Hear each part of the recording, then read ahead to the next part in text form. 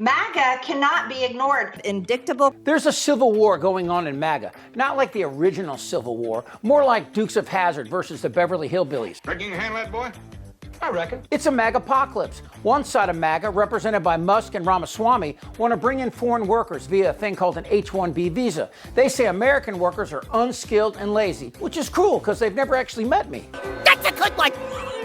The other side of MAGA, represented by Nick Fuentes and Laura Loomer, two examples of why cousins should never marry. I'm sick of it. I don't want to listen to people tell me that I'm a conspiracy theorist. They don't know what it's like to be me. Well, they don't want foreigners in America because they don't look like us. They don't talk like us, and they listen to that funny music. Your way is better. No, the other funny music. And the MAGA hard right, they hate Ramaswamy, not because of the American jobs being replaced by H-1B workers. No, it's this. As the presidential nominee, and his name is Vivek Ramaswamy, and he is Hindu. And those who are Hindu believe in many gods. Neither I nor anyone else in this team has or will ever embrace another religion. So it's all falling apart. It's a MAGA-apocalypse. Elon Musk and Vivek Ramaswamy are both facing major blowback from their own supporters for not only backing, but encouraging offering more visas to highly skilled foreign workers. Over the Christmas holiday, Musk posted this online saying, think of this like a pro sports team. If you want your team to win the championship, you need to recruit top talent wherever they may be. He later added, I'm referring to bringing in, via legal immigration, the top 0.1% of engineering talent as being essential for America to keep winning. He's talking about H-1B visas, which allow employers to hire highly skilled foreign workers. Musk, who himself is from South Africa, said that he once had this kind of visa, and he's arguing that Silicon Valley is facing a shortage of excellent engineering talent, as he put it. But the annual cap on those kinds of visas right now is at $65,000, with another $20,000 for those who get a master's or a doctorate in the U.S. Musk is being backed up by his partner in Trump's government efficiency initiative, Vivek Ramaswamy. He says it's a cultural issue that there aren't more competitive engineers in the U.S. Here's what he said online. A culture that celebrates the prom queen over the math Olympiad champ or the jock over the valedictorian will not produce the best engineers. A culture that venerates Corey from Boy Meets World, or Zach and Slater over Screech and Saved by the Bell, or Stefan over Steve Urkel in Family Matters will not produce the best engineers. But that argument is not going over well with Trump's MAGA base, certainly not online. Some of them saying, we did not ask them to engineer an immigration policy. Tech wants indentured servants, not high-skilled workers. You don't even know what MAGA immigration policy is. Now, Trump himself, who I should note restricted H-1B visas in his first term, has said on the campaign trail this time around that he did want to make it easier for educated foreigners to work in the U.S. What I want to do and what I will do is you graduate from a college, I think you should get automatically as part of your diploma a green card to be able to stay in this country. And that includes junior colleges too. Anybody graduates from a college, you go in there for 2 years or 4 years. If you graduate or you get a doctorate degree from a college, you should be able to stay in this country. Now, I understand immigration, and America needs immigrants. But to hear Trump talk about green cards for engineers, and on the other hand, deporting 12 million people, including women and children who do the real work for dimes on the dollars that Americans receive, well, that reveals how little these cockwaffles understand macroeconomics.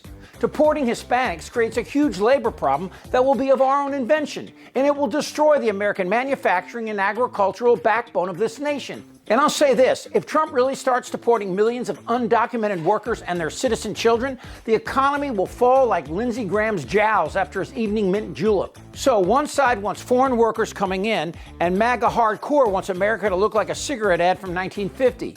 What cigarette do you smoke, Doctor? Once again, the brand named most was Camel. And in the middle of this is Dairy Queen, who thinks that America's young people need to put down their TikTok and get to work.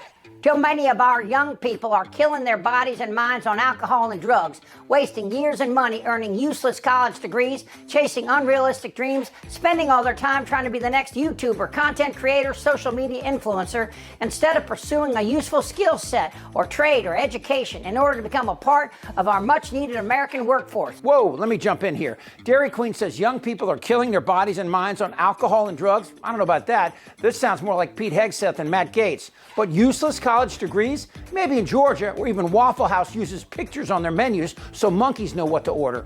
College degrees teach more than subject matter. They teach critical thinking skills, which Dairy Queen possesses nada. But go ahead, Margie. Put down the selfie lie.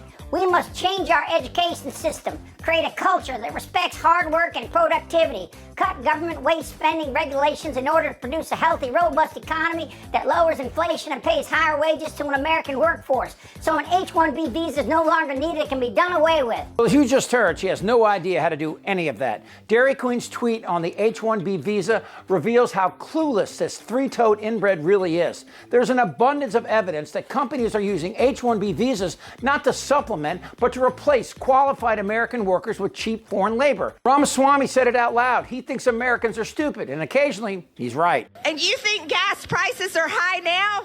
Just wait until you're forced to drive an electric vehicle. And catch this. In many cases, as part of their severance deal, these American workers are even forced to train their H-1B replacements.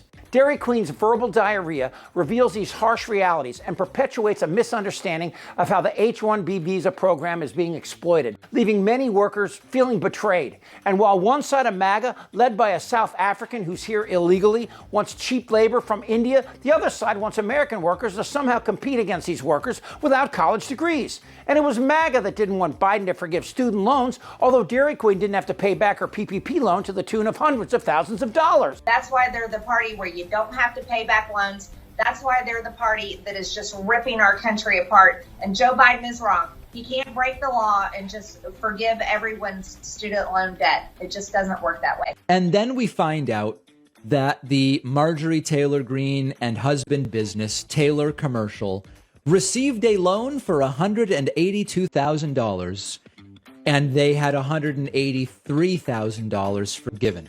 Why is the amount forgiven more than the loan amount? Well, they also had accrued interest forgiven. The MAGA apocalypse proves that Trump and his idiotic band of ass-kissers have no idea how to make America great, or anything for that matter. States like a Florida man are already creating an environment that discourages knowledge and rewards ignorance. And after COVID, science is under attack, which of course makes a case for Musk, Trump, and Ramaswamy's assertion that America is too stupid to succeed. And they may be right. I mean, look who we just elected. It's not fair. Damn right. Tick-tock, mother. This is not a normal election. Yes! That is crazy.